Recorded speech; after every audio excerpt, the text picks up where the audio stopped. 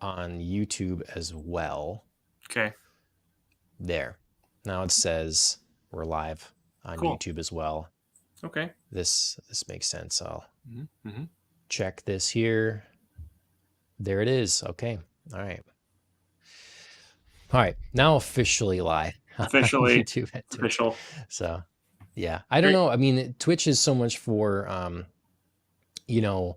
gaming and showing your tits, so I feel like is that what it's for? I didn't realize that. I thought it was. I feel like it. I mean, no, like I mean, if you mean just like hot go gamer on girls Twitch, who are like wearing revealing clothes, or literally people like flashing. No, yeah, okay. So the controversy, of the week here is that I don't know who, someone did some sort of topless thing on Twitch, and Twitch allowed it because it was artistic.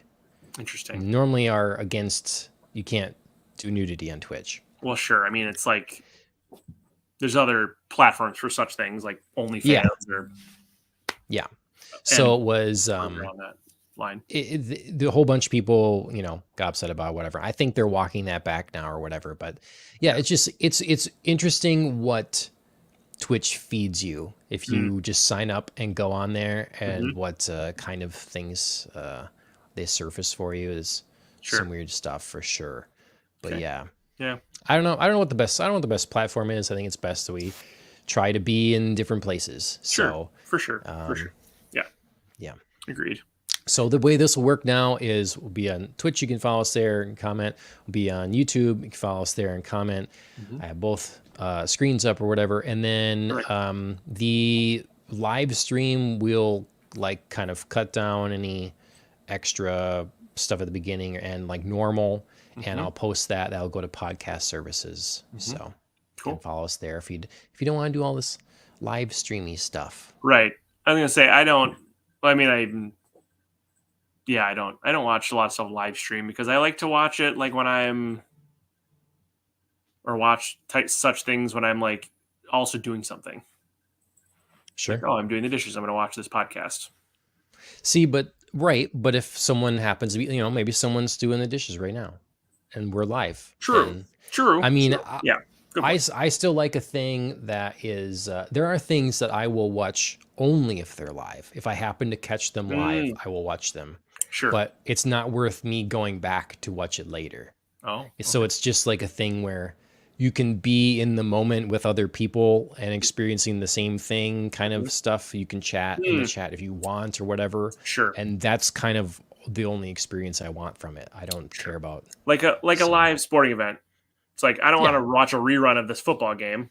I want to experience it real time as other people are experiencing it. Yeah, I get what you're saying. And, obviously, if you're a big fan, but for me with if it was a football game, I'm probably not going back to watch it. I'll just find out what the score was. Same, and I am a pretty big fan of. I mean, I play fantasy football and stuff, so I don't always agree with it seems pretty dangerous, but Anyway, but yes, I'm a fan, and I wouldn't go back and watch a rerun or after the fact either. I just look at the score. So. Yep. Maybe watch the highlights. Okay, so let's see. What's we're gonna have Tony jumping in here, probably talk about a couple things yet before we get into the main event. But that's good. First, let's get an update.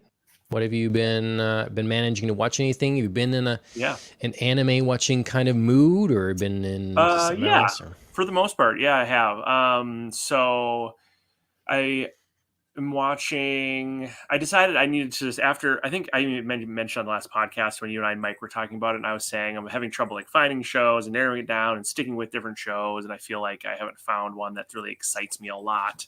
Hey, Tony. What up? How's it going, guys? Good. Going well. Yeah. We're just getting caught up. See what Phil's been watching here. Right. So anyway, long story short, I think I may have mentioned, I can't remember if I mentioned on the podcast episode or if we were just texting about it, John, but I was like, I'm going to focus on these 3 shows. And anyway, I'm watching Summertime Rendering. I'm watching Frieren Journey's End. And I'm watching that racing one that Mike told recommended. Overtake. Thank you. Overtake! Yeah. Exclamation point. Which I'm liking. They're all really good. They're all very different. So it's a good. Andrea, I think, commented last time that she likes to have a couple. She's watching like one serious, one more like maybe slice of life or romantic comedy or something for like a palate cleanser. And so I have 3 different ones because Summertime Rendering is like very much like weird mystery going on. It's sometimes suspenseful, sometimes scary, sometimes a little violent. Like, so it's a good. It reminds me a little bit of John Heavenly Delusion, not in any sort of way like the storyline. Nothing about it's the same, but just the same type of show. Yeah. Overall. Yeah. No, that definitely has a mystery and is pretty. What's the word? It's pretty severe. Like it's not drawn or presented in some sort of like harsh, berserk sort of anime thing, but it's just like consequences are real. Yes. And meaningful shit happens. And then there's some like sci-fi elements, but it's not like presented as like a sci-fi show. Yeah, right. Yeah. So it's really good. And then Free Run Journey's End. So I'm like, so I would say I'm, half dozen, maybe 8 episodes into Summertime Rendering.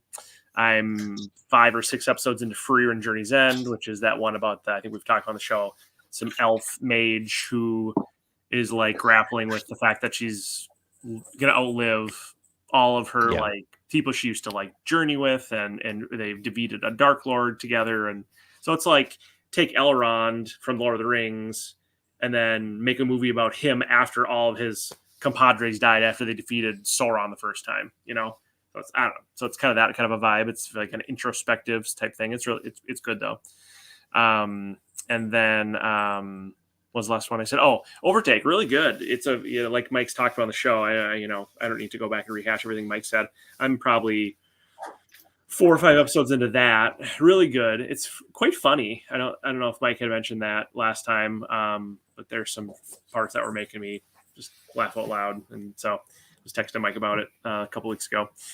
And then I actually threw in a fourth. I had mentioned I had been watching, or I tried. Is It Wrong to Pick Up Girls in a Dungeon on a recommendation from a friend that I tabletop game with virtually. And I had tried it, and I realized the first time I tried it, I really had been like really sleepy because I didn't remember hardly any of it.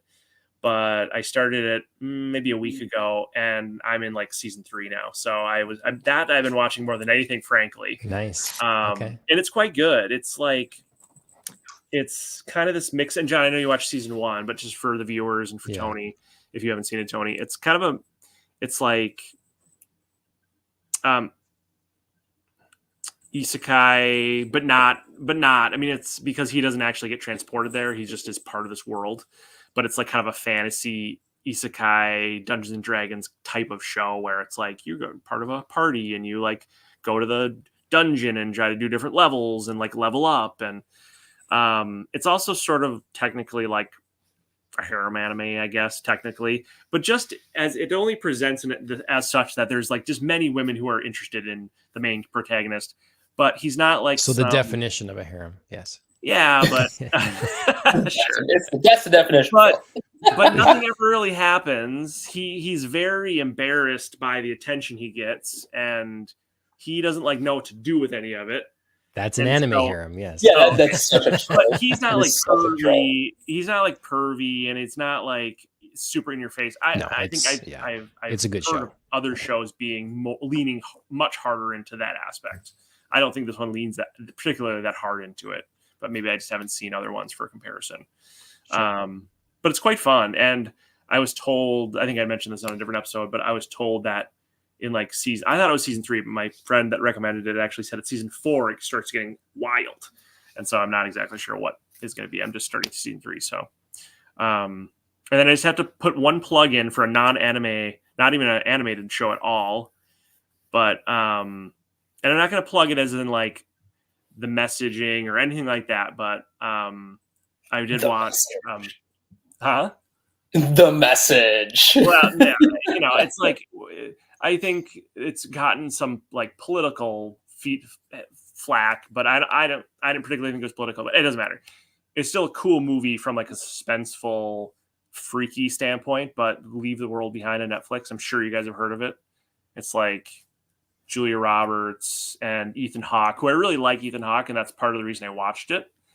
How have I not heard of that? No, Those are big names. Cool. I don't want to give anything away about it, but it's not a scary movie, but it's deeply unsettling.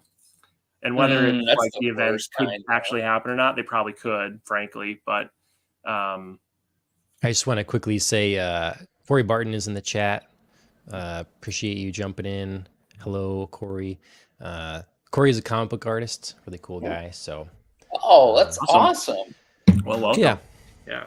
But anyways, yes, Phil. I have definitely heard of it. It's definitely one of the like newer, I don't know, controversies or hot topics of the week. I'd say now since it's released or whatever. I think there's a couple lines in it that cause some people to be like, "Oh, they're trying to make a social statement," which is like, maybe they are. I don't know, but it was still just a cool movie. I thought, and really freaky without being like a scary movie. It's hard. I don't want to say more to do any spoilers. But it's cool. I will say it's like a 2.5 hour long movie, and I was like glued to it the whole time. So cool. It's on Netflix. Tony, I'm sure you'll see it. It's on Netflix there. Yeah. How about, Tony, how about you? Have you been watching managing any anime? A little bit, yeah. I've been kind of like running the whole spectrum. I've been kind of cramped for time, mainly because, with the holidays coming up, I like to take my time off, but that means like burn all of my work prior to like taking time off. So in the hours that I have had some free time, I've been catching up with MF Ghost, because I know Mike and I have been kind of texting back and forth. I'm 2 episodes behind, but that's because, as you like to make fun of me, John, I have to, because I started watching in English, I didn't realize that it was like not it wasn't both being English and Japanese at the same time. So now I'm like 2 episodes behind because it switched to Japanese. And I was like, oh, okay. So I just started playing it in Japanese, and I'm like, I can't do it. Like it's completely different in Japanese. So I was like, I'll just wait. So I'm doing MF Ghost. I've been doing some, of course, we have Blue Eye Samurai on Netflix. I'm like 3 or 4 episodes into that. Nice. And then that was funny because in like our comment chain, I was like, oh, John doesn't like it. That's surprising. Because I was like, this is actually like legitimately a good show. Like I actually liked it. I thought it was pretty good. If in fairness, I think you would like it if you saw it and it didn't have all the other stuff attached to it. The popularity stuff. So what's attached to it? Because I'm I'm so far out of the like dogma or whatever. I just got the impression, and John, you correct me if I'm wrong, but it was just like it was being hyped to be too big of a thing, and so you were like, I just don't even want to deal with it. Look, I don't hear the show is not set up for me. Okay, like so.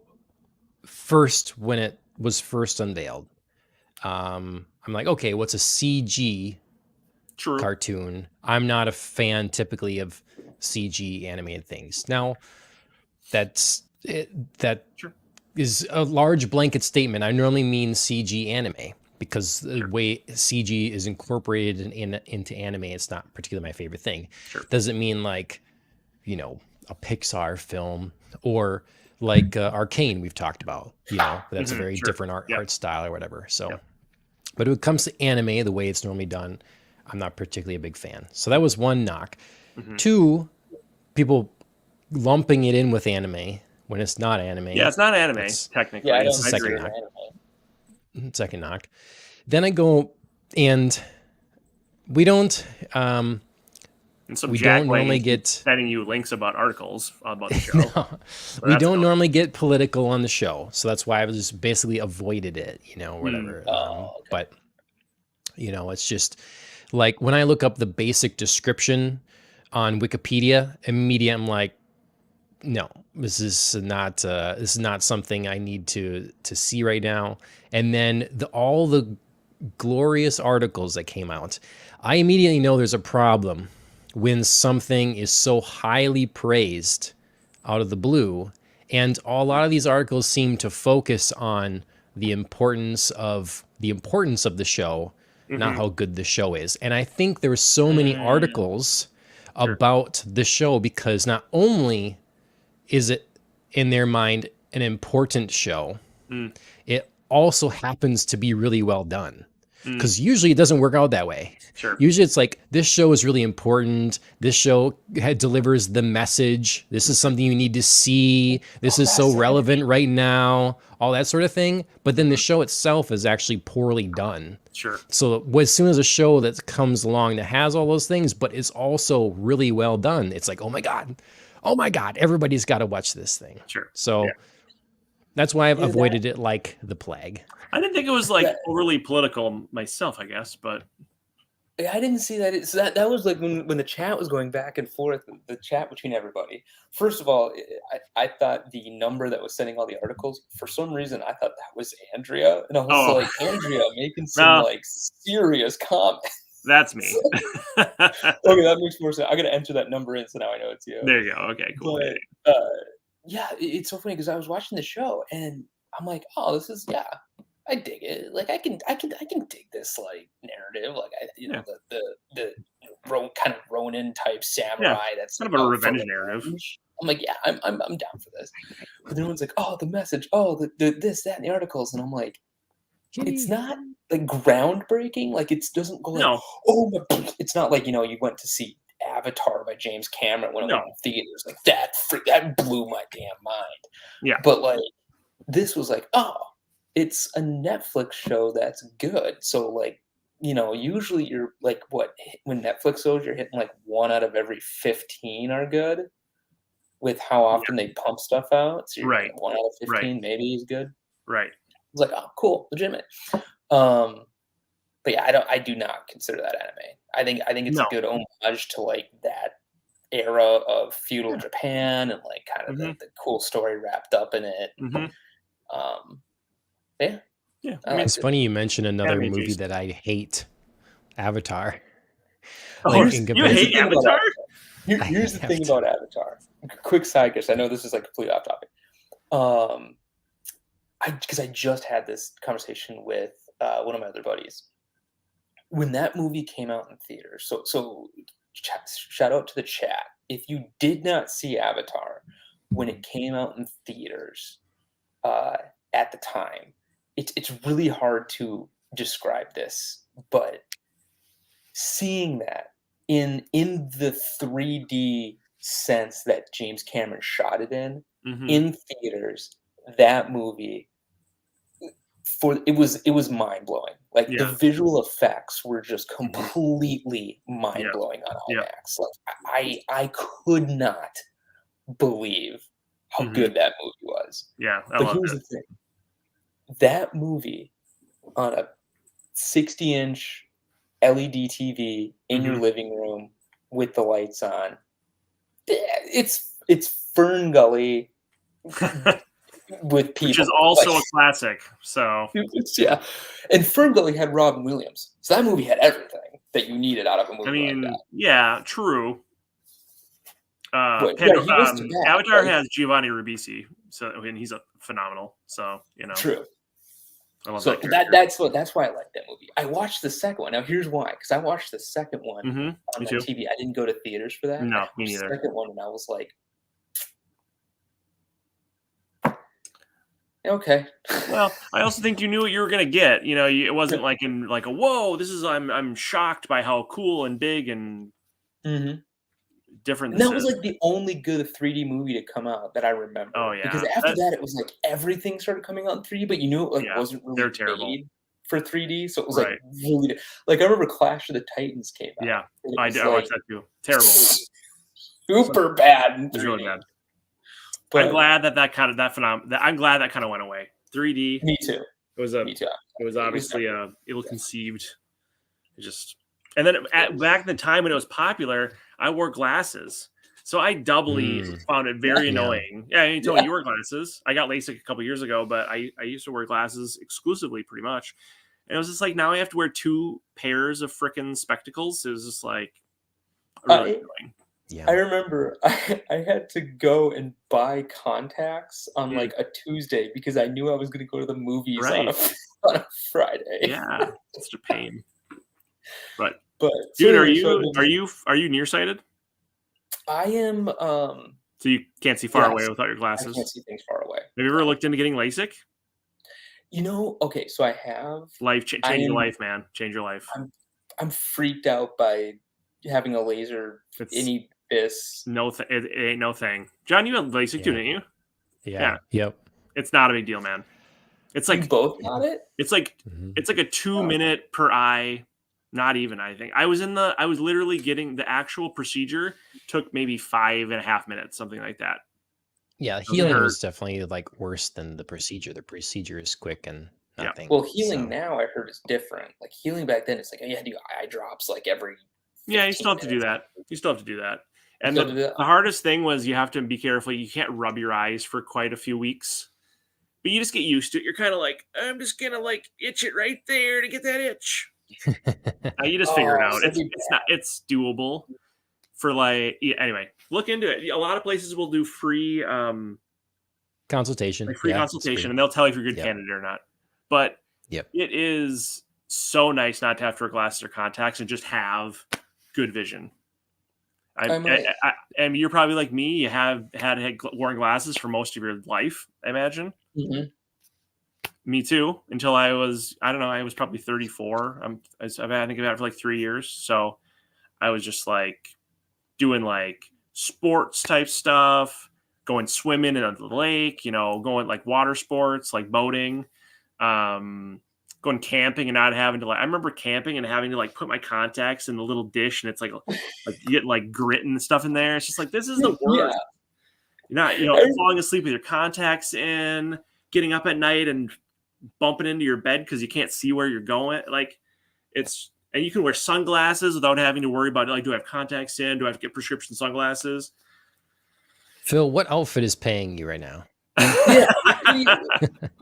If you lived up by me still, I'd have a recommendation for where I got mine done, but I know you live down south now, right? So I live about as far south as you can get. From so you'll have to find your own place, but I will say, don't go to one of those radio places that are like, we can do it for $200 per eye. Like, if there's something you don't want to go bargain basement on, it's your eye surgeon. So go to like a legit place. Every time I hear one of those commercials, they're like, we got the season greetings. Get LASIK for like $200. No.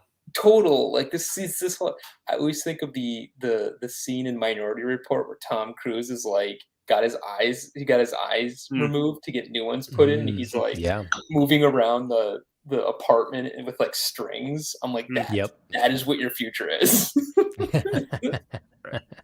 But yeah, I mean, but a lot of places also will do like, I mean, because if you're dropping $2 or $3 grand, which I think doesn't insurance cover it?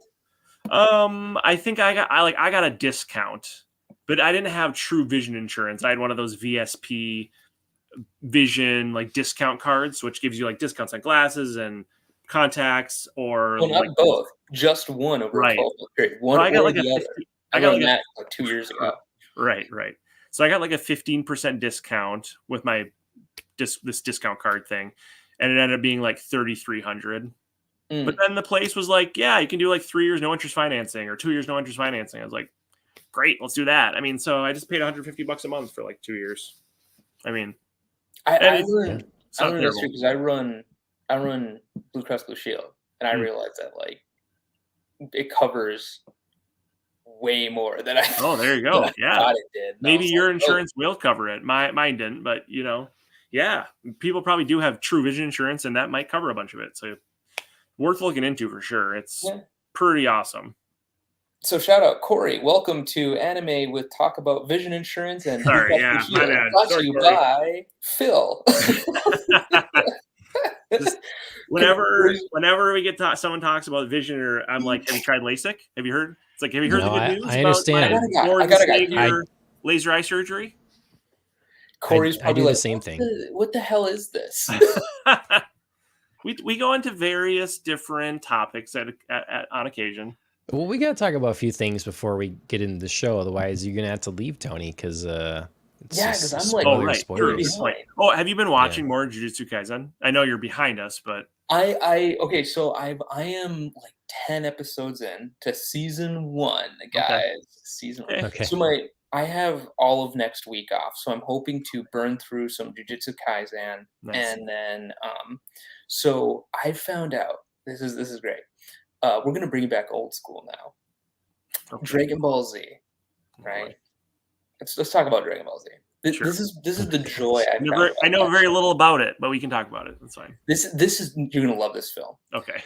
I didn't realize that you don't really have to be watching that show to really understand what's going on. Okay. So like I found myself putting it on and then doing chores because I will do chores for about an hour and a half, right? Clean the kitchen, wash the floors, get the bottles all cleaned for Bailey and all that kind of stuff.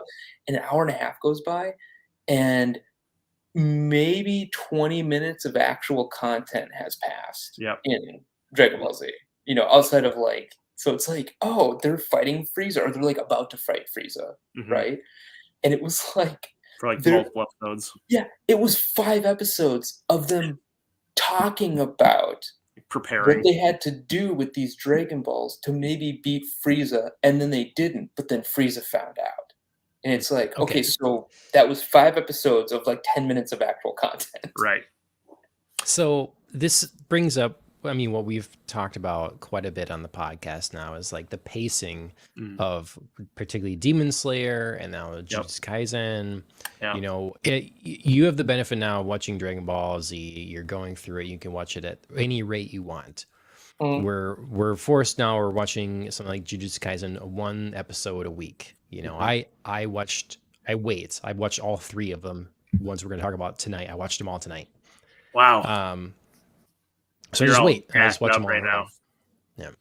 But, I suppose the answer is a balance. But do you want a show like Dragon Ball Z that is highly praised, it's been around for a very long time, to kind of stretch out the content in the sense that, we have a battle and it takes even a long time for the battle to begin. And then there's a lot of time in the battle where there's moments of pause and you wait for something to happen again? Or do you want something like Demon Slayer or Jujutsu Kaisen that maybe not all that much is happening large scale in the plot, but there's constantly action happening. There's constantly things going on. And if you do look away, you will miss something of it. Now, the question is, will you miss something of consequence in that episode or not? I don't, probably varies, but it's you're only 10 episodes in. It's probably very different in Jujutsu Kaisen, but in comparing, contrasting that to Dragon Ball Z, I will say I think Jujutsu Kaisen has a better pace in the sense that I don't feel like it's like, oh my god, we're talking about the same thing and it's been 4 episodes. Like I feel like the pacing is good where like 2 episodes will go by and they kind of are like, we talked about this. We left it on a cliffhanger because everything's got to be left on a cliffhanger nowadays. And then, you go to the next episode, and then they kind of wrap up what they were talking about, and then it kind of keeps moving. Dragon Ball, I will say this, Dragon Ball Z, I get now what everyone tells me that, hey, there are watch lists online that cut down the amount you actually have to watch. There's like the Dragon Ball Z Kai, which is like the sped up version of it. Because, I watched it, and I'm like, holy shit, it's been 5 episodes and we haven't done anything. That is what 2, 4, 6, 8. That's like it's what 110 minutes of nothing, and it's just like, let's go.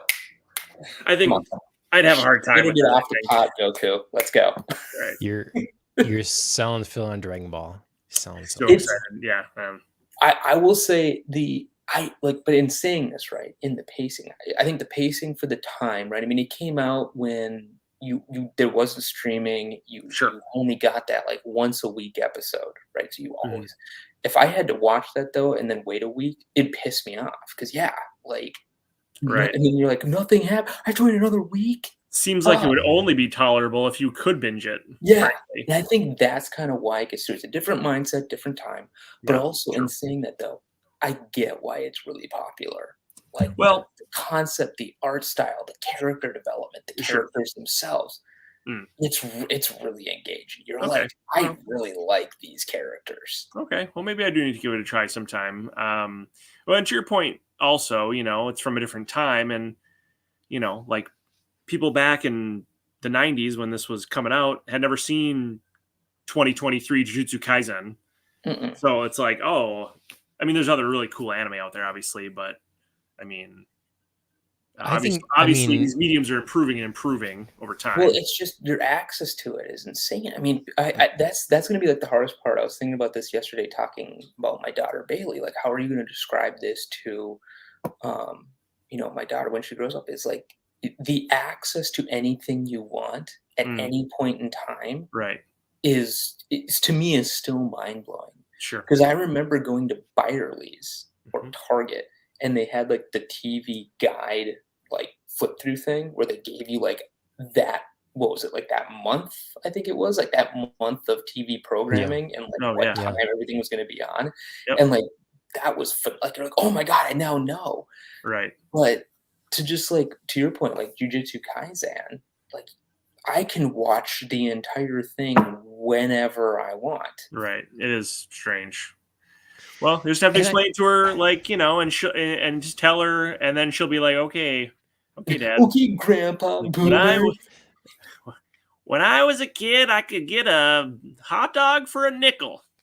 yeah. Like that. So, it'll be like what we heard that from our grandparents, like, okay, Grandpa, sure. Sounds good. Mine is, that and you can't buy a bottomless cup of coffee for $1.50 anymore, and Right. Nicole, my wife, she goes, "Yeah, you can. Perkins is $1.50." I'm like, "No, Perkins is $2.10." Well, They Mm. raised still the pretty good. prices.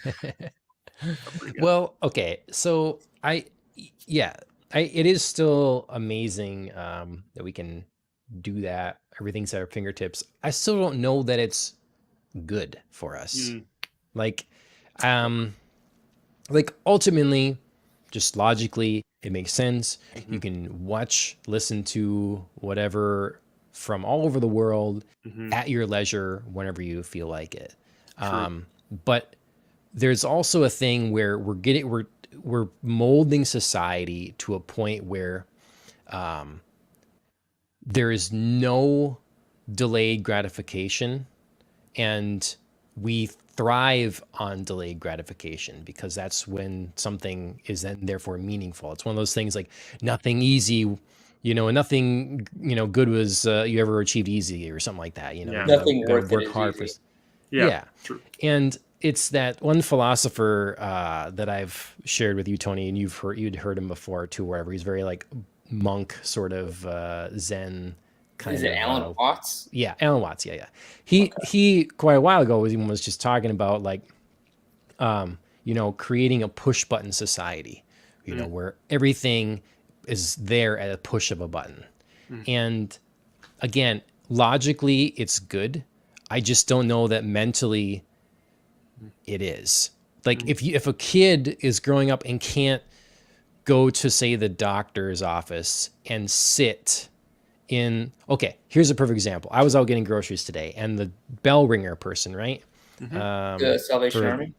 yeah, Okay. he was having a sit with kind of like still sort of tapping his bell or whatever Sure. and looking at his phone. Mm, And 15 years ago, you really wouldn't have anything like that. You would just be like, I'm going to take my break. And now you have to sit maybe with your mm, thoughts. sure. You have to like, maybe you strike up Dangerous. conversation with someone else, like whatever. Like, Oh, sure. but there's a value, I think, to that versus like, I have to always be consuming something else. I can never be with myself, and Mm, anything I want at any time, I can just retrieve. And I sure. think it's making things taste dull.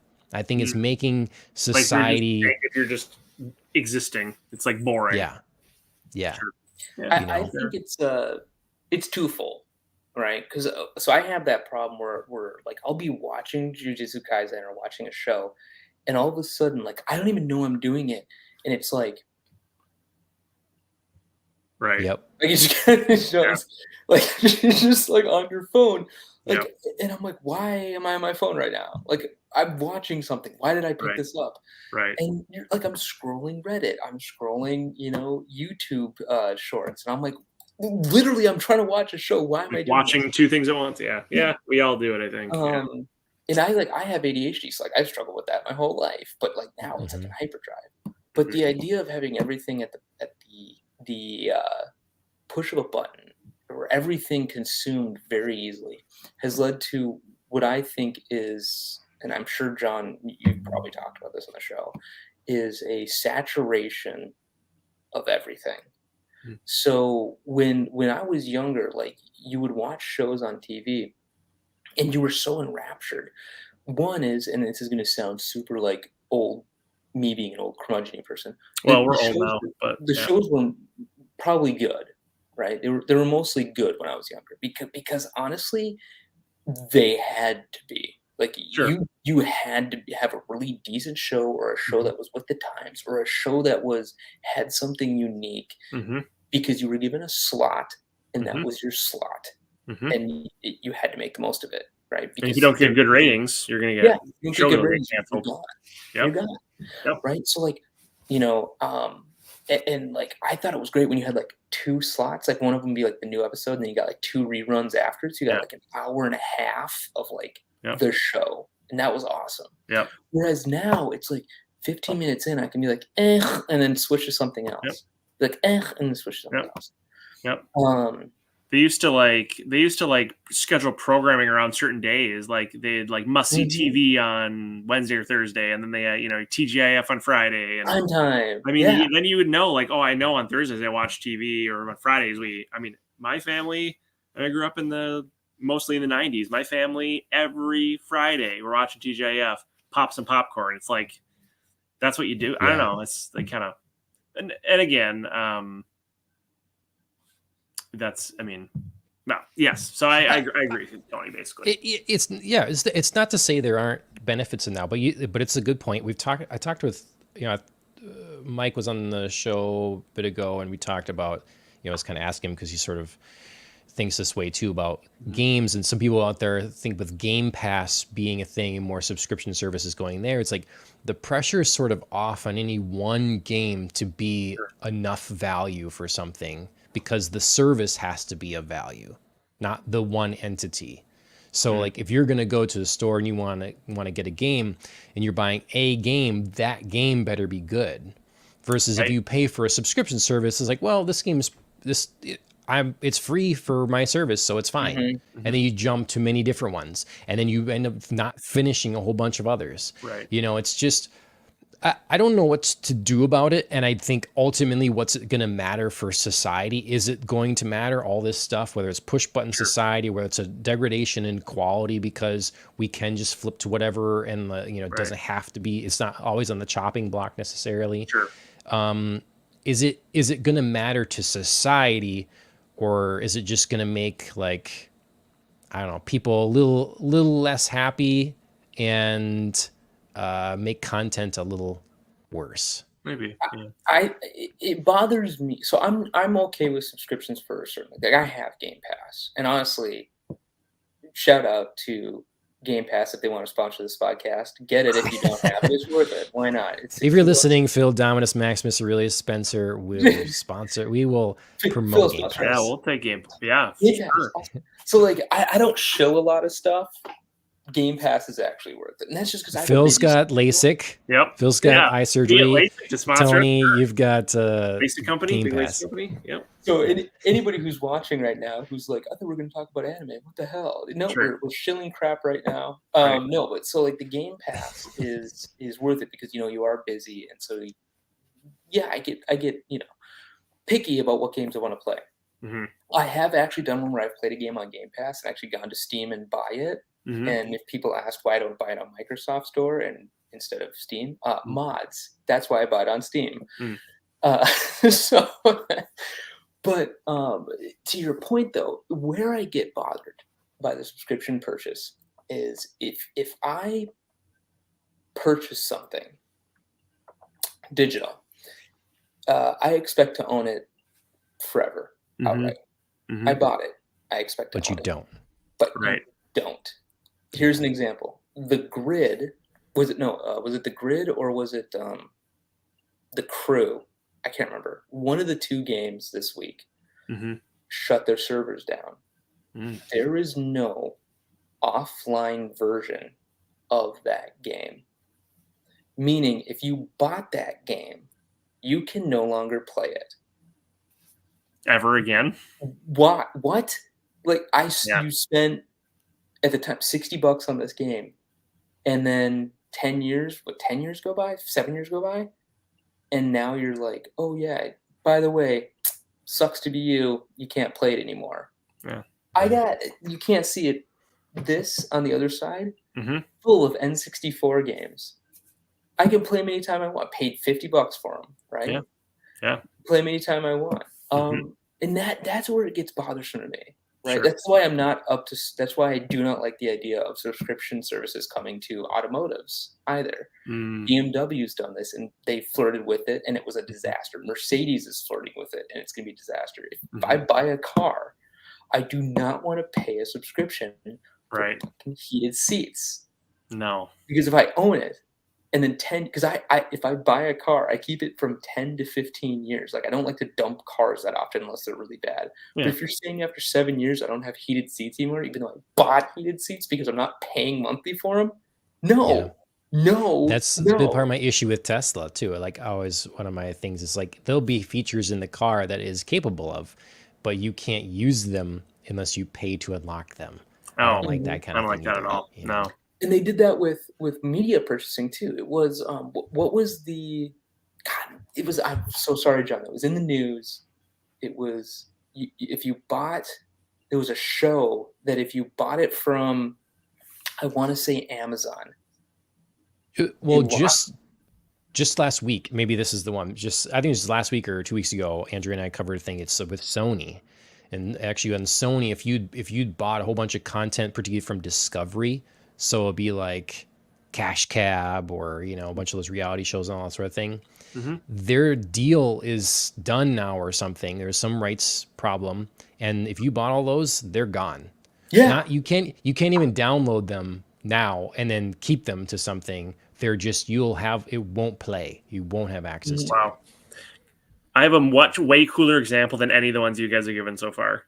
Okay. I just recently tried to play the movie for my children, OG Frosty the Snowman, that I had purchased like a year ago or maybe 2 years ago on Amazon Prime. And now it's just like, oh, this movie is no longer available. I bought the movie because my kids love watching it during the holidays. I mean, I do too. See, it's crazy. It's just gone. That to me seems illegal. Like that should be illegal because if you purchased that content, right? You bought the content, rights and all, to use that content for personal viewing. I'm sure it's in the terms of service. I'm sure it's in the terms of service. I'm sure it is. I'm not saying. I don't think anybody's saying we could sue them. I just think it's really crappy. It is. I mean, like that's why I've kind of getting older. I've reversed course on a number of things, and learn my lesson on some stuff, and definitely like physical copies of movies and stuff. That if you really care about it and you want it to exist, same with books, you really care about it. Yep. Comics, you should buy it, the physical thing. Yeah. You just should. If you actually, this is a thing you're going to come back to over the years, like you say, a snowman movie, a holiday film for the kids or whatever, exactly. A tradition film, like you better just buy it physically and keep a player working, Games is not so easy because games, we are in a different world. You have to be online for so many of these things. Even when a lot of collectors, they want to buy a Nintendo Switch and then buy the physical cartridge. a lot of those, only half the game is on the card. You got to put the card in and the other half of the game downloads. And then the way the world is on top of that, just everything releases with a day one patch. If you want a game and you want a game to play games that are yours, just like you have the copy of Monopoly or Guess Who as a board game, the last generation you can look at, I think, is the GameCube, Xbox, and PlayStation 2 and Dreamcast. Really? That's it. Yeah, Those are this. Yeah. Nope, 360 is too. That's the next gen. What? 360, PlayStation 3. That's the next generation. What are you talking about? I have all my 360 games still work. For now. Like if Because 360 is, once we got to 360, that was like the era of more and more things were going online. So more and more games are going to be dependent upon maybe a patch later that fixed it, or just the, like access to servers. So yes and no. The 360 was kind of the era of the surge of multiplayer online, where the game always came with two aspects. You had your offline single player or co-op, and then you had your online Xbox servers. The online stuff won't work anymore. Right. They shut those. But the single player stuff does work, and I know that because I actually just recently played like the original Modern Warfare. Okay. It still works. Like you can still play it and stuff like that. Like it still works. The physical discs will work. What you're talking about, I think, is late era 360, early era Xbox One. That is where they had the always online servers, and that's where it started getting like, Yeah, you're probably right. 360 and PS3 era is probably pretty safe there. That's always been a gripe when they're like, oh, it's a single player game. If it's a single player game, you should not need an internet connection. Period. Yeah, true. Sorry. Yeah. I'm going to die on that hill. I won't argue with you because I know very little about gaming systems and gaming compared to you two. I feel like I know You're gonna know more soon, Phil. Right. True. I could talk for hours, and I'm sure your viewers are loving that content. Yeah, I'm sure. No, it's all good. Yeah, I don't know. I don't remember if you're on this episode. The episode we talked about it, Tony. I don't think you were, but I talked about, should I get a Switch? Should I wait for the Switch 2? Because it's maybe rumored to be coming out in spring, but something that Nintendo denies. They're like, we have no updates, actually. Frankly, it's all rumors. But fuck you, it's all lies. Right. I mean, it probably is, but that's what they do. They're just covering. But my computer's gonna die. I gotta plug it in. Anyway, I ended up buying a Switch for my kids, or like the family gift for Christmas. So I want a Switch. John's been trying to get me to get a Switch, and like I want a Switch, but I put the Switch in the same category as the PS5 for me. Like I would love a PS5, but there's only like 2 or 3 PlayStation games I want to play, and there's only like 1 or 2 Switch games I want to play. Sure. Do I really want to buy an entire? There's only 1 or 2 Switch games you want to play? Well, there's only 1 or 2 Switch games I can know off the top of my head that.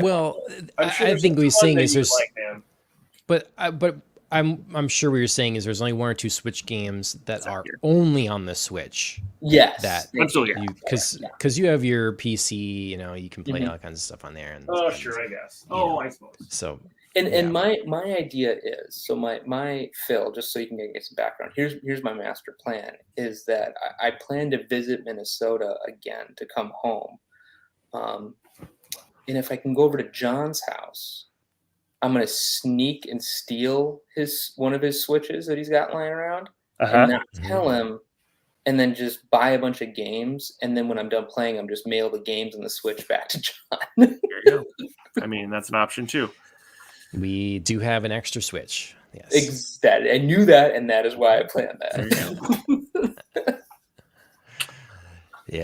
Yeah. No, I mean, look, everybody's got to take their.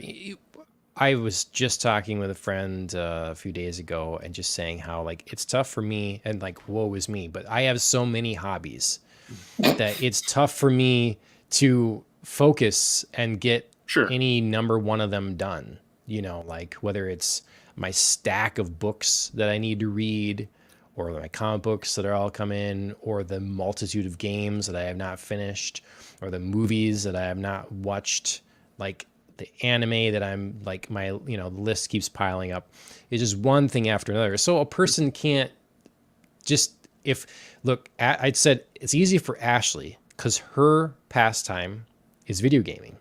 It's not these other things. Sure. It's like she really could go a long time without watching a movie or reading a book or whatever. Like her pastime is gaming. So like she can't really have hardly too many because she's going to use all the systems. It's one game, and then when that one's done, it's to the next game, and then it's to the next game. And so it's not like, well, I've played this game, I've done that. Well, now I'm going to like go through this series that I really want to catch up on. No. So I don't fault someone. You got a powerful gaming computer. You don't need to have a Nintendo Switch if you don't think you'd have time to like invest in the Nintendo Switch. All of a sudden it just sits there, and then your powerful gaming computer's sitting there. So I think it's a really family friendly one. I know you've kids, so it's, but you have other gaming systems that you could probably play with your kids, I suppose, too, Tony. But yeah. I mean, I see. The thing is my dad was always like, "Oh, yeah, we could play basketball or do football. So I can always take you 2 out of 3." Ha ha. It's like for me, I'm gonna introduce Bailey to Mario Kart on the N64. Sure. That's how I'm gonna assert my dominance in the household. Gotcha. Okay.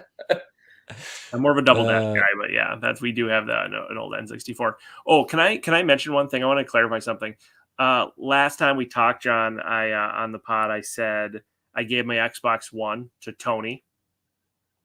I didn't clarify that I was referring to my brother-in-law, Tony, and not you, Tony.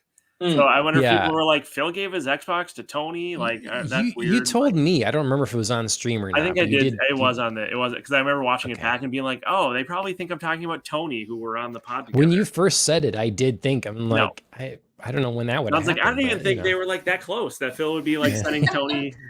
Phil and I are just hanging out all the time. My wife's brother, who needed his gaming system crapped out on him, and we weren't using ours, so we just gave it to him. But secretly, I'm trying to source a SNES myself because I got into gaming right at the end of SNES and the beginning of the N64. Like I played a lot of SNES at like friends' houses and stuff who'd been into gaming before me. So I'm trying to source one of those. So if anybody has one, I'm talking like SNES. I don't want that like the new thing. It's like, oh, it's a mini SNES, but it's all digital. No. Analog. Dad. I played that a little bit at like friends and cousins' house, and I played like regular Nintendo and Super Nintendo here and there, but my parents weren't big on video games like in our house. And so the first system that I got, my parents said like, when you like work and can buy your own, then I guess, you can have a gaming system. So I think I was in high school before I actually bought one for myself, and it was a original PlayStation. Like that was the first gaming system I ever had that I had of my own that I played a lot. I got the N64 for Christmas, and I mean, I'm not going to do it now, but like, I remember that was the Christmas that I remember specifically. The feeling, the joy, that bodes well for me, Tony. That bodes well for me. Oh yeah, that is memories. That is in Pixar. If you've ever seen the movie Pixar, God, what's the one about the emotions? Not up on my Pixar movies, but I think I know what you mean. It's the core memory. That's a core memory for me. There you go. Okay, I know. Yes, I've seen that movie many times. I just can't think of the name. My kids like that one. You're right. So no, I'm the exact same. I definitely remember the Nintendo 64 coming out. That was revolutionary. Like that's it's so because people like kids today. Younger gamers who are getting into the gaming, like there's a lot of great games, right? And it's like such a good time to really get into gaming.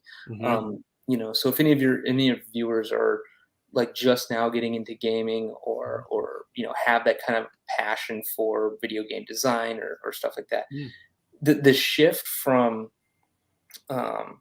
like late 80s, early 90s, SNES, Sega, Dream, like to like the Dreamcast, the N64, the stuff like that. Like that leap, I don't think I've felt that leap in video games since then. You know, like that was such a huge shift. In you mean from the Super Nintendo to and the so I suppose Sega Saturn, the Sega to Saturn, Nintendo 64, the N64, to the N64, the Dreamcast, the PlayStation, like that, like. I remember the N64 when the graphics first started coming out and everyone being like, "Whoa!" I remember what you're talking about, like a big jump, yeah. Like that exploded not only the graphical design, but like the idea of game design at its core and its element of what makes a game, gameplay, puzzle design, critical thinking of like how you move through a physical space on a screen to go from platforming 2D from left to right scroll to a physical 3D environment was just completely mind-blowing. I remember that first Mario game on N64, like the first flagship game, and playing it in like the store and being like, "This is crazy!" Like run around in a 3D space. I do remember what you're talking about. I don't know that much about like game design and game history and stuff, but I do remember that being pretty wild. MJ's in the chat. Oh, she says hi. Hello, MJ. What up? Yeah, we're just talking a little bit of gaming, MJ. Oh, that's your area of expertise, actually. I was gonna say, isn't it? Yeah. Yeah, and it's a good time because it's time we transition pretty quick here into, I think, our main topic. But I had these ready to go. I might as well show it now while MJ has appeared. A wild MJ has appeared. Let's see what I got here. Here it is. So here is a sample of MJ playing Dead by Daylight. That's what she does three times a week. And yeah, we're going to have this Sunday be gaming with her for a Mario Kart stream that if you guys were cool, you'd be a part of. I want to be part of, but you're not arranging it for after Christmas. I'm hoping this is going to be a regular test stream. Sure. It should be like 8 o'clock Central to 10 o'clock. So just a couple hours and just see how it goes. Make sure the tech process is smooth and all that sort of thing. So the new hair she's got rocking. Why don't you work the bugs out? I've seen that new hair. Bugs out for the first time, and then I'll join when you gotta have it all figured out. Nice. Ooh, charity stream tomorrow.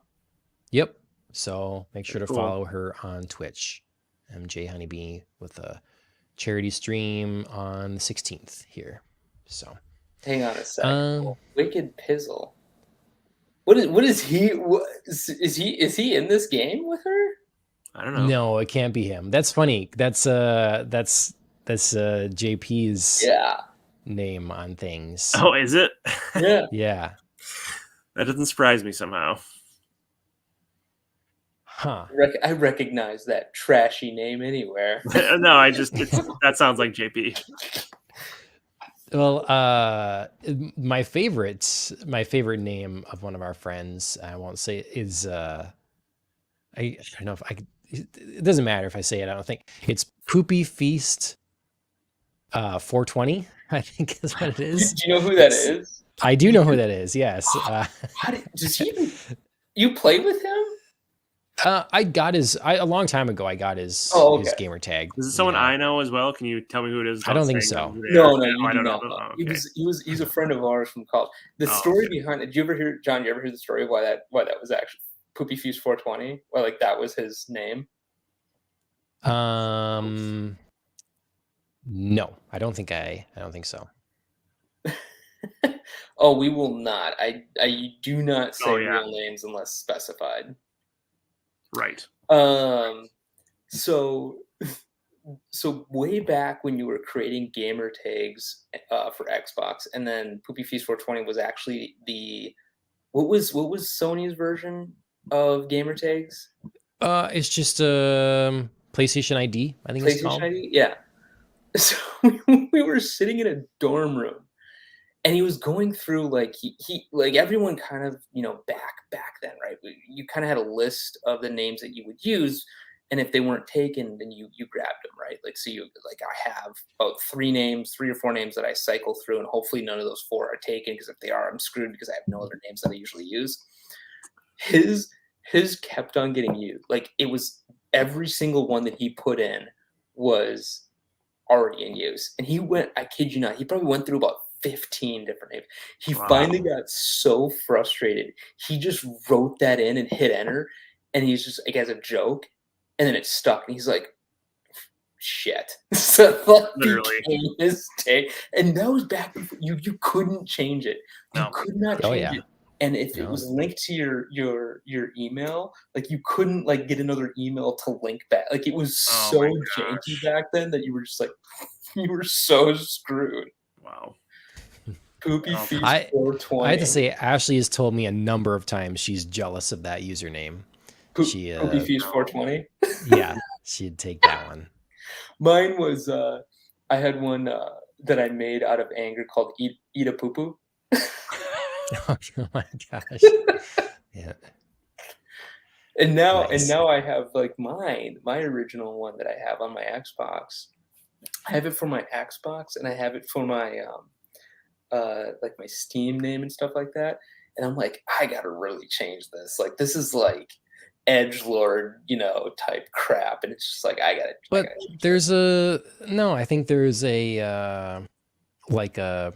I don't know what's the word for it. It's something kind of, it's not nostalgic, but there's a charm to the idea that we, at that age got in so early to it. Like for me, on Xbox and PlayStation, I feel like I could pick any name I wanted basically because it was so early, I have no numbers in my username.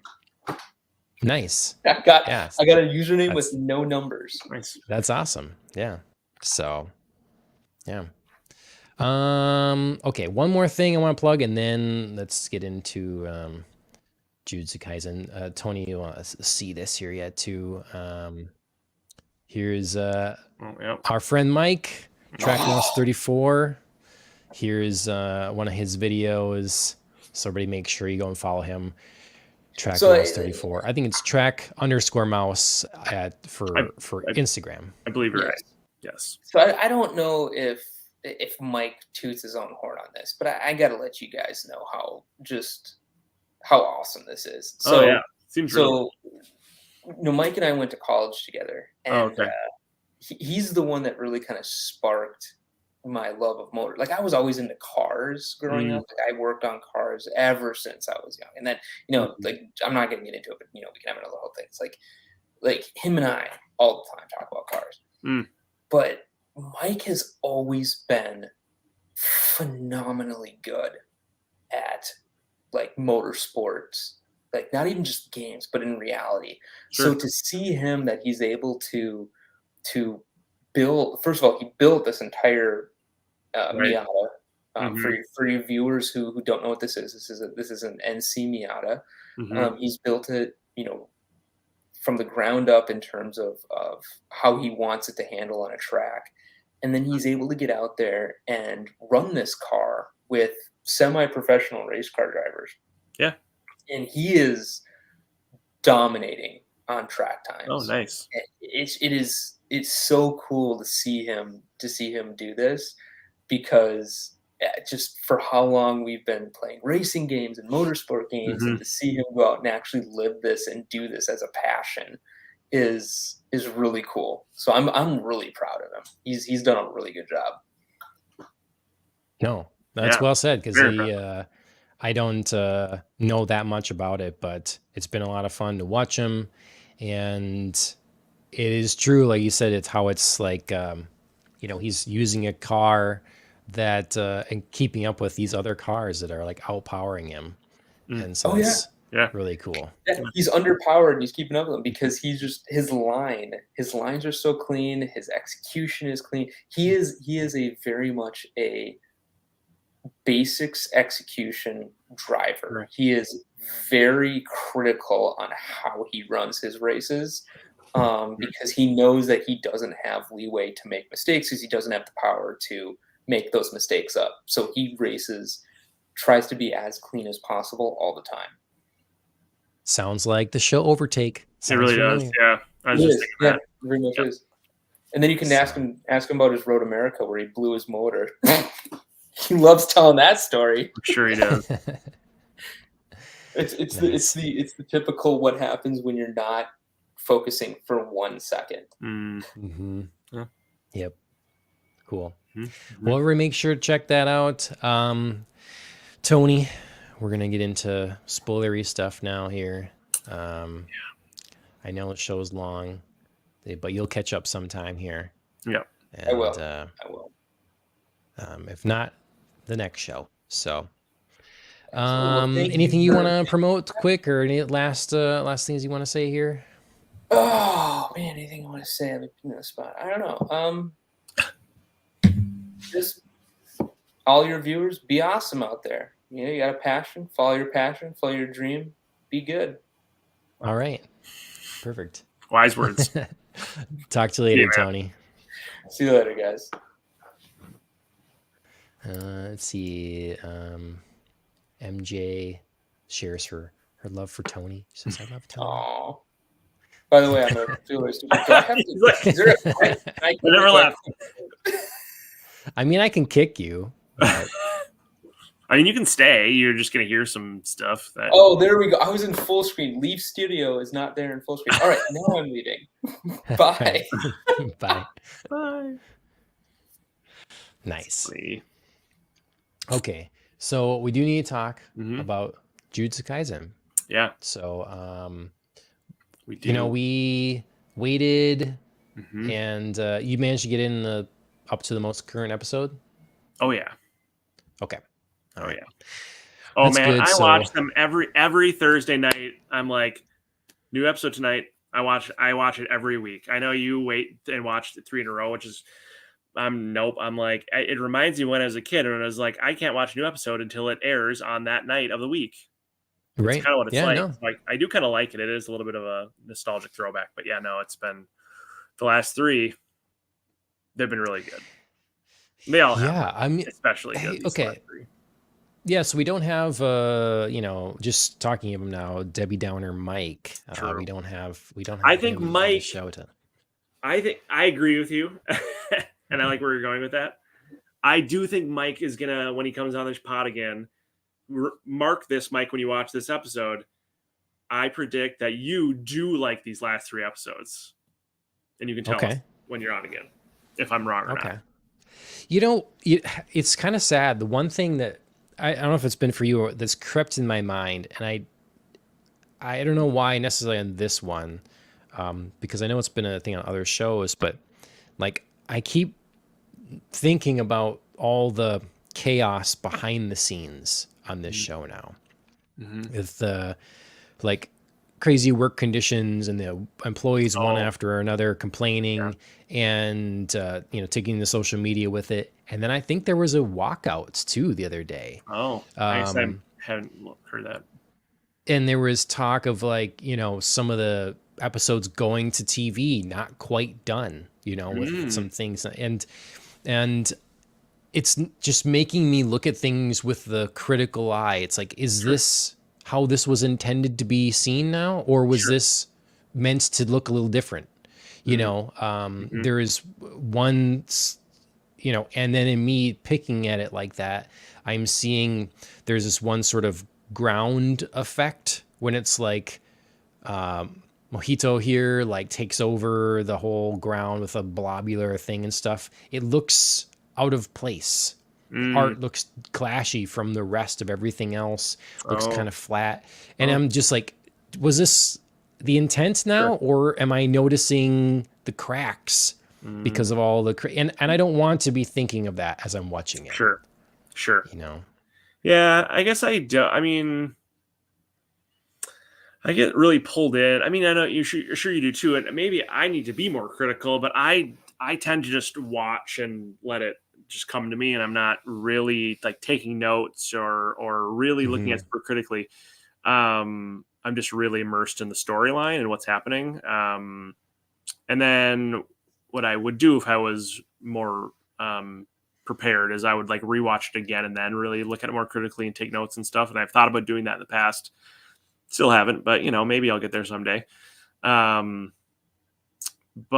I do think about it a little bit, I guess. But I guess overall, I think it still looks so good. So I'm still pretty pleased. And I do find it unfortunate to hear about all the really bad working conditions. And I mean, they should just put the episodes out as they have them. And if they take a little longer, then I'll still watch it. If I have to wait 3 weeks between episodes, then I will, I guess. But I'd rather people have good working conditions, I guess.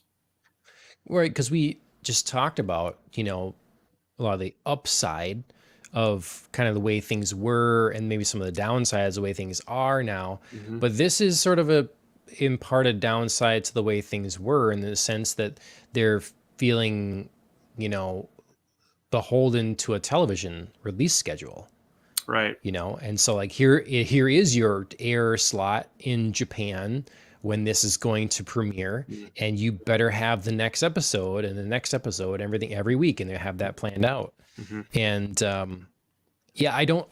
I think that's a thing where it's not necessary anymore. Like I think if you want to do that thing, it needs to be done further in advance.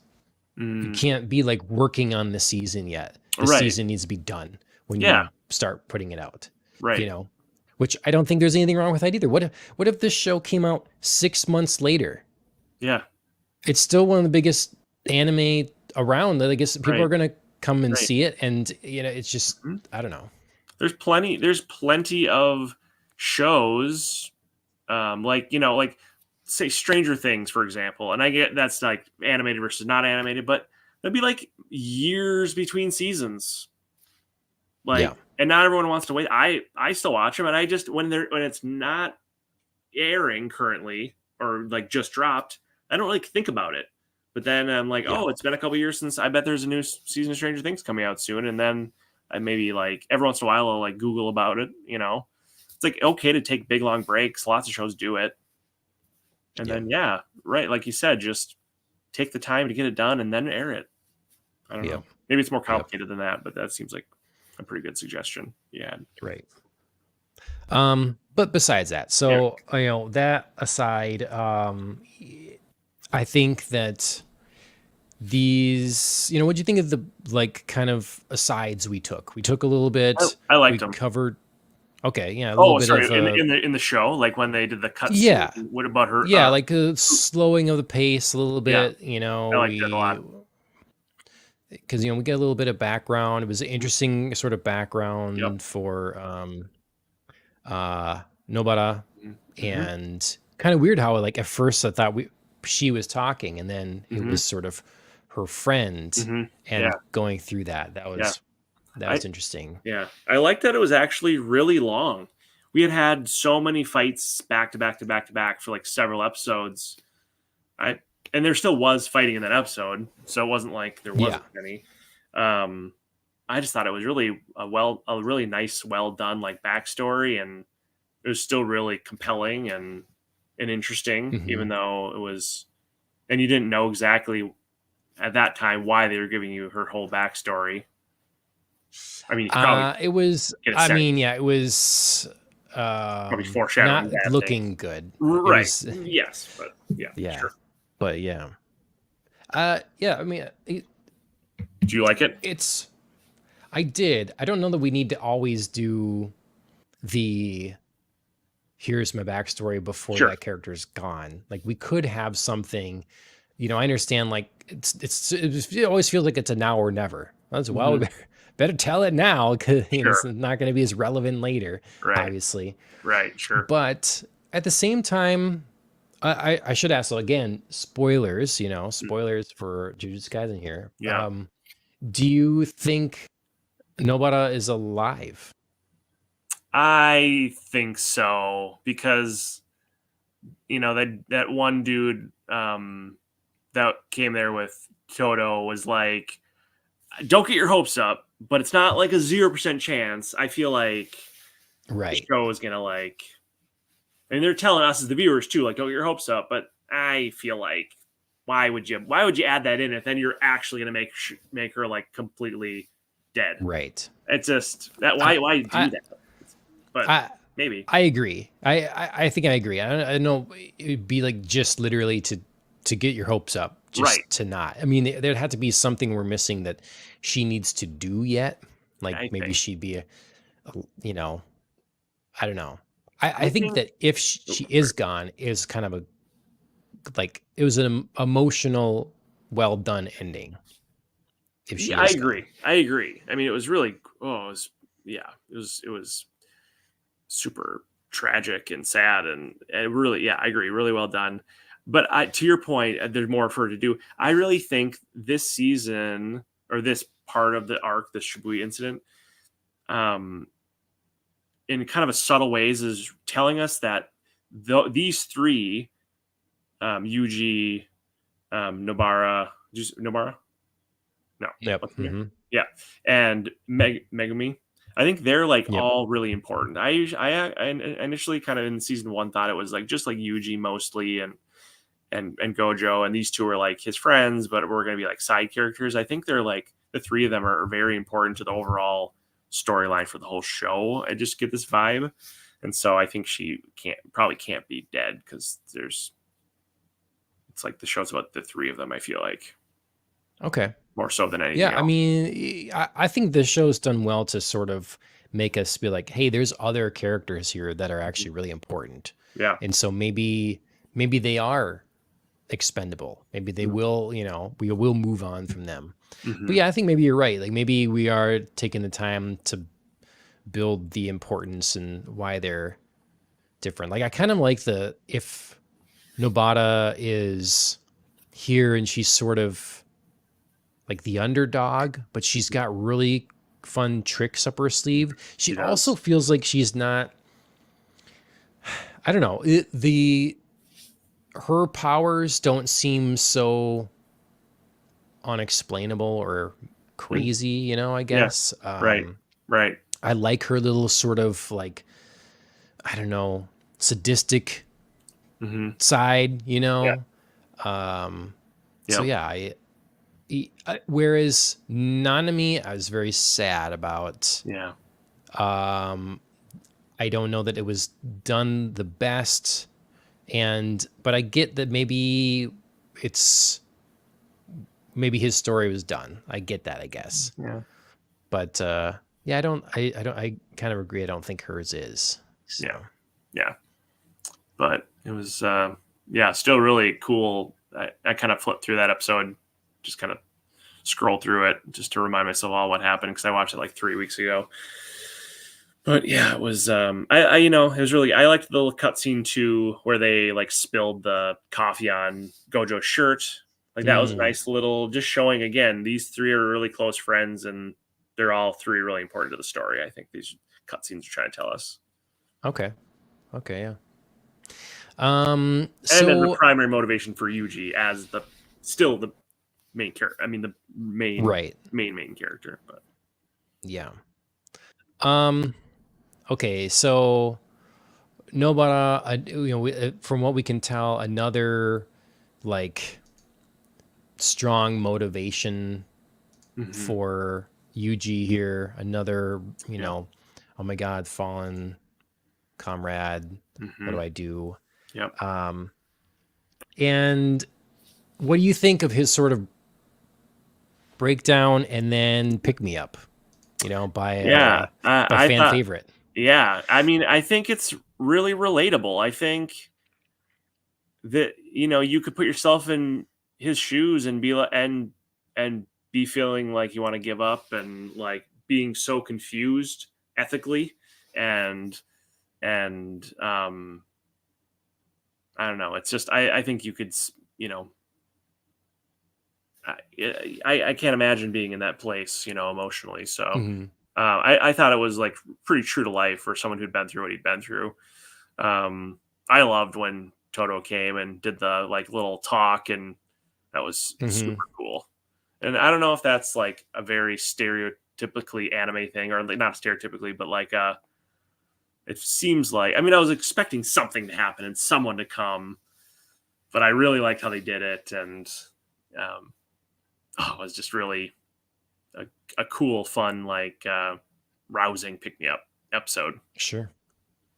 Yeah, no, his speech was good. I thought it was it made sense. I still am one of those like I don't know, Yuji, he's been through the ringer here a lot, and it's one of those things, it feels very shonen in the sense that like on the one hand, he's not just doing like a Dragon Ball power up thing. Like if this was Dragon Ball, Nobara would get injured or killed, and then that would make something snap in our hero, and they would ascend to a new higher power level than ever before. Right.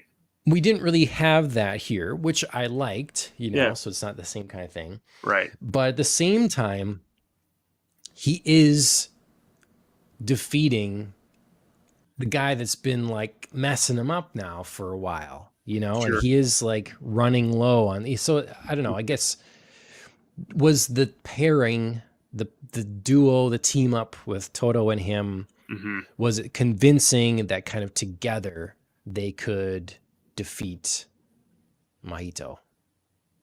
I mean, yeah, I think so. They almost didn't, and it's still unclear if they will with the Geto showing up at the very end, but the last episode. But and they sustained substantial injuries. I mean, Toto's arm's gone. I he's not getting that back.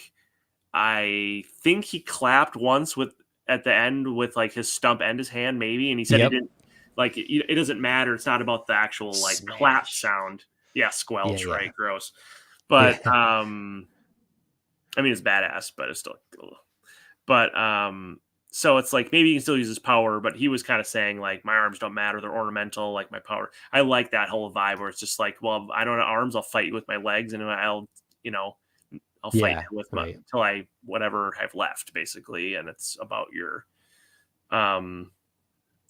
It's about what's your determination and your determination, and so and your will to overcome. Yep.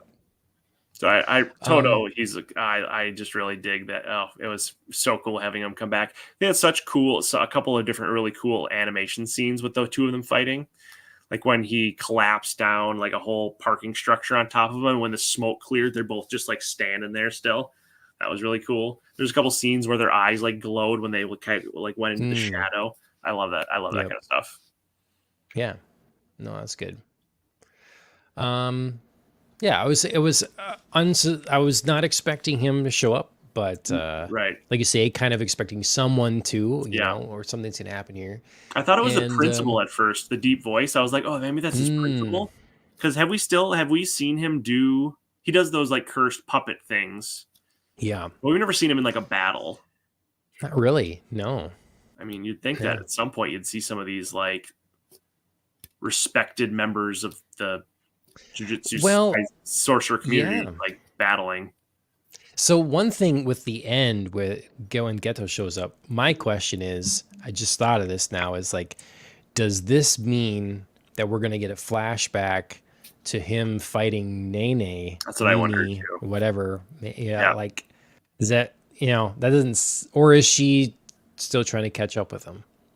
I'm hoping for that, I guess, because otherwise it spells trouble. Except she went off to find him when she split off with Yuji, and he's been doing stuff for a while now. And I mean, if she's been trying to just find Geto this whole time, that doesn't really make sense in the timeline, but who knows? Yeah.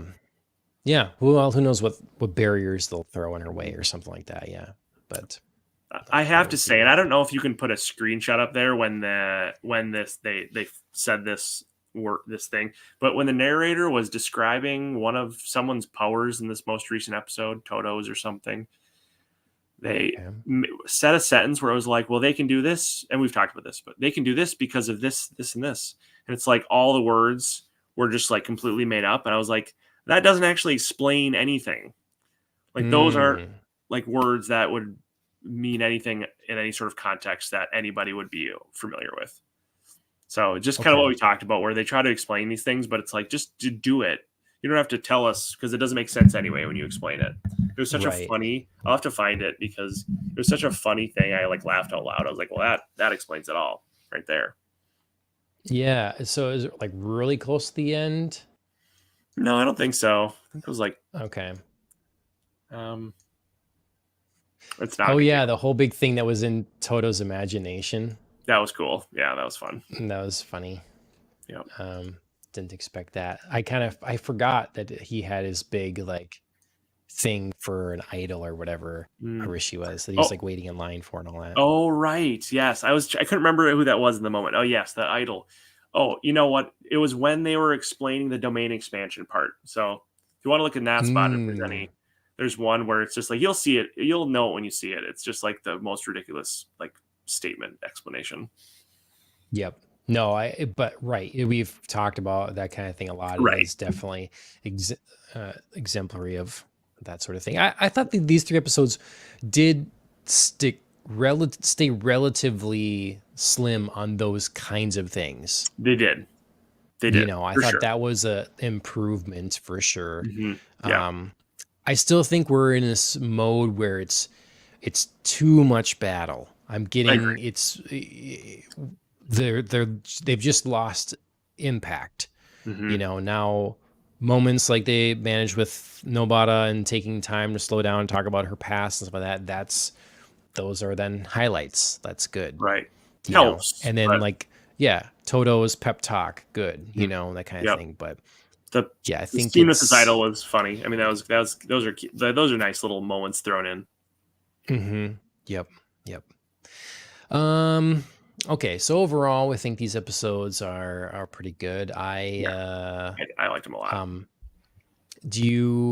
So on that topic, before I get to one other thing, like, do you think Geto will save him, or do you think he'd be like, you've worn out your use to me, or like you've lost, you're pathetic? I think that one. I think so? He's going to be like, now that you know and they know you can be beaten, how could you win in the future? Like, they already know how to beat you now. So to your point, what use are you to me or anybody? So you might as well just be exercised. Sure. Maybe he'll do it himself. I don't know. Maybe. Yeah. I had a screen ready a bit ago. Just wanted to we kind of got another little bit of Mekamaru, kind of his final little goodbye and talking, because we hadn't seen the students from the other school or whatever, right? The competing school, right? And it's like, where are they at?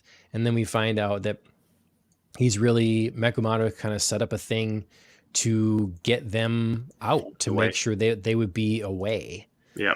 And his teammates handle that in different ways. What do you think of this scene? Yeah, I thought it was really well done. It was interesting. I had forgotten that it was Mekamaru was a professor at the other school, or at the other students. No, he was just he was. Remember, he was the one that his body was so damaged he was stuck in the tub and he's all hooked up, so he would control a robot body. But he was just one of the students. Oh, he was along with Panda. Yeah, he was along with Panda and Maki, and so they're the same school. So, but why wouldn't he send all his?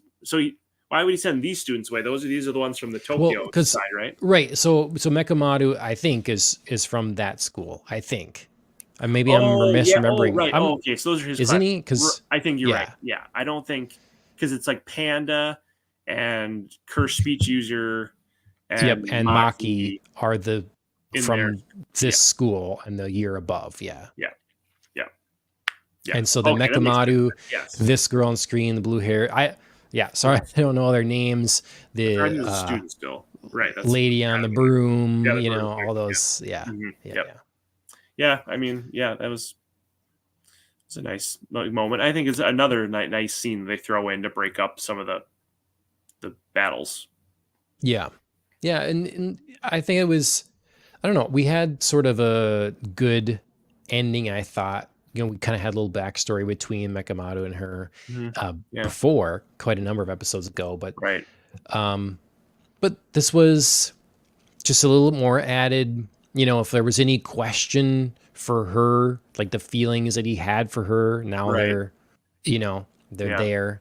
Mhm. And then we get to, well, like, again, just getting out of the way, like where those other students were Right. That is helpful. involved in this That battle. is helpful. So, Yeah. I think for me, I think this goes along with your saying, it's just like it's a little much still on the battles and the action in terms of the breakdown of the overall pacing of the episodes.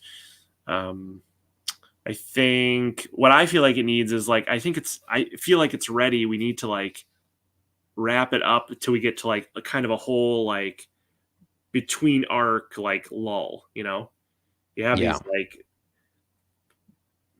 arcs where there's like big plot events, and then you go into these lulls. You kind of need those. They're like a little breather. Like we're ready for like a full breather, where they're not like trying to in the middle of an overall large scale battle with multiple foes. Mm-hmm. We need an assessment of the situation, right? And for everybody to like understand where we're at and what the, reiterate what the stakes are and who's all dead and who's all injured. Everyone and like regroup. just, and where the mission needs to be. What do we do with Itadori now and all that sort of thing. Yeah. So I think we just need that, but I'm sure it's coming, but there's obviously more. Yeah. But the question was, will that be the end of the season? Like it will just end and then we'll have to wait for that sort of reassessment for the next season. I wonder. Or are we going to sort of get that at the end of this? Yeah. I hope that would be, yeah. I hope we don't have to wait. I want, not. Yeah. Like Itadori gets locked up or something, because we can't trust him now with, and I don't know. There's some sort of like Gojo still trapped going into the season break with like Gojo still trapped in the prison. Like, is he going to get out at the end of this arc or? I don't think so. I think he's gone for a while. Oh, I think everybody else needs to fend for themselves. Yeah. I mean, so all the Gojo Sims going to cry themselves asleep every night because it's he's gone. Yeah. They've been good about not even doing any flashbacks to him in the prison realm. Yeah, they're not cutting not cutting him at all. Anything with him is in the past. In short little bits, like the comedy thing with his shirt. He walks in, my shirt. Oh, right. And then like cutting back in a couple episodes ago to reveal that Megami's family's like inherited trait is against that sort of thing. But I think that's been good. Yeah. Mm-hmm. Well, you've marked that we've marked your words that Mike is gonna have liked these episodes better. I think relative to some of the other ones we watched and some of the criticisms he had, which I agree with a lot of them. I mean, I still enjoyed them, but I can see where he's coming from with some of the scaling stuff. I was kind of looking for that in some of these battles, and and it's very possible that Mike's eye for such things is much more discerning than mine. In fact, I'm quite certain it is. But I was kind of like, I think all this like feels that like true and scaled correctly and like animated well and like not too confusing, like the Sukuna battle against that white 12th demon form or whatever, which was very like, whoa, what am I watching here? So I think I was watching from like a Mike lens, and I was like, I think he's gonna like these more. Yeah.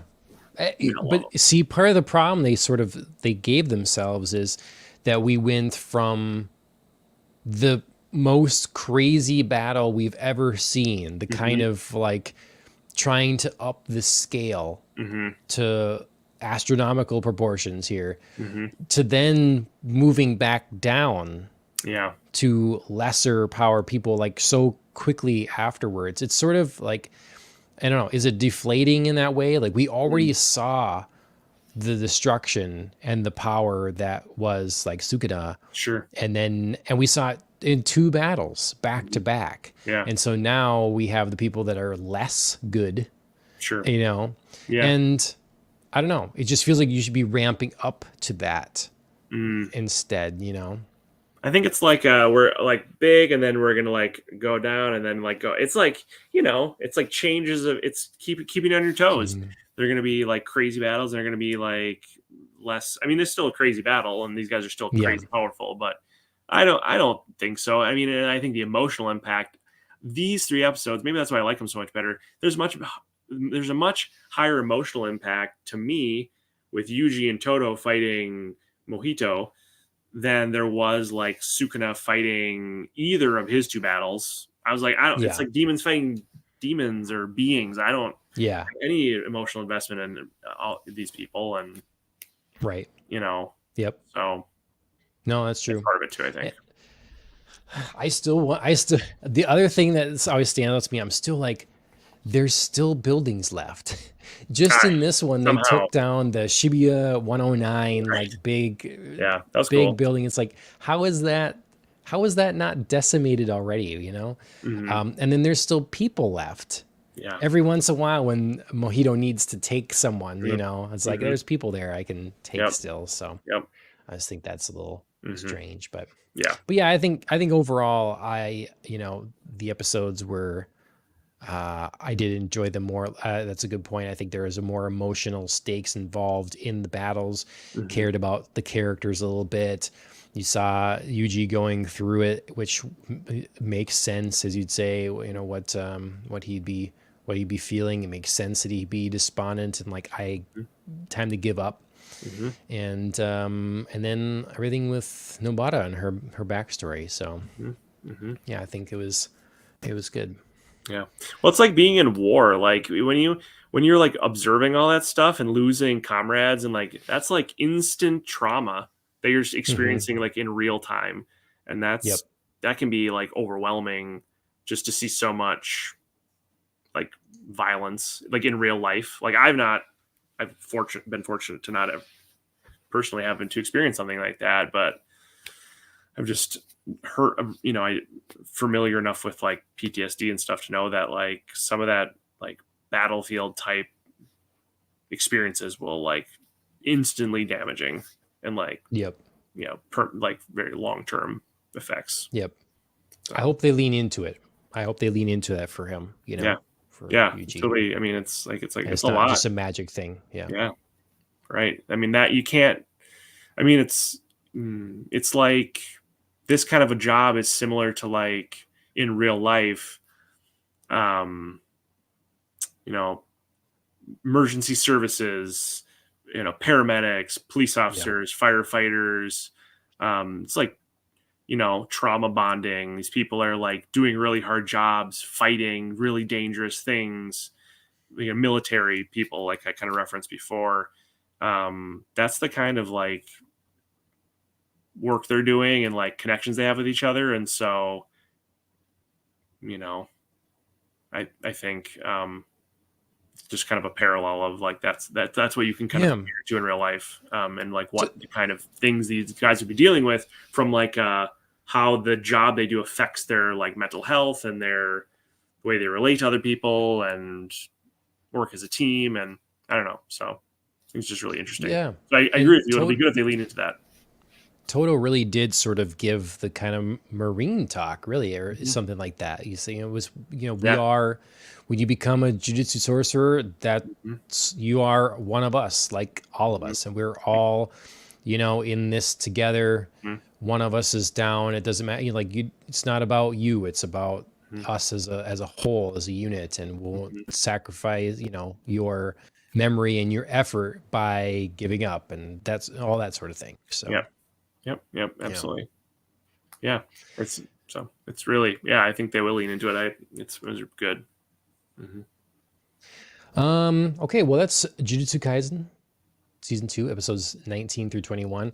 Probably should just be saying like what the episodes are. Yeah, it was. Did they just name it's like 40 something, or I don't know what, Oh, right. I know the last one was Metamorphosis, I think, and then the The other one was a But part like one, part two. the way they're numbered, you know, is 44 and Oh, 45 was so that's I just used to going by season this and then episode. Sure. So Yeah. guess we're sticking with it. The last So, 3 episodes currently available. I mean, I think Yep. people can figure it out too. Yep. But I hope everybody had a good time. Thanks everybody that tuned in. Thank you, MJ Honeybee in the chat. Appreciate you being here.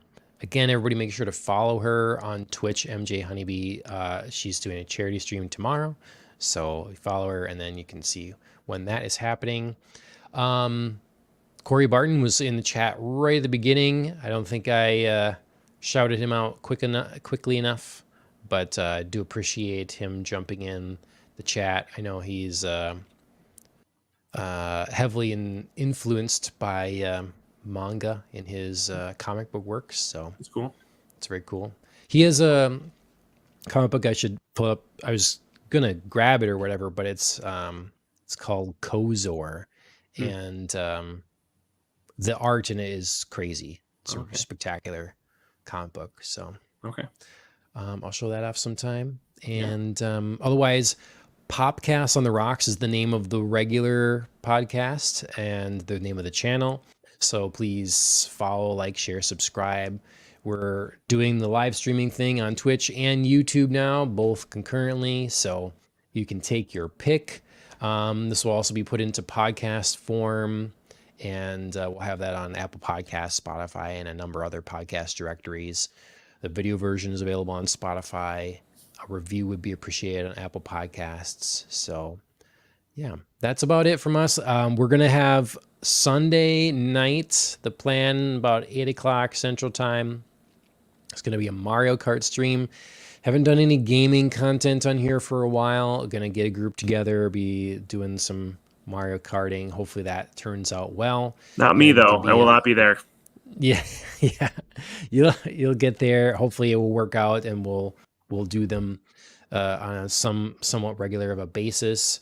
And then Christmas is coming, but we're gonna try to squeeze in one more episode of the regular show next week yet too. So yeah, lots to come. Subscribe, let us know how we're doing, all that sort of thing. And any parting words, Phil, before everybody says goodbye till maybe after Christmas, Oh yeah, I guess. Just I hope everyone has a safe and happy holidays. All right. Yeah. Well, thanks for joining me, Phil, and we'll see everybody next time. Sounds good. See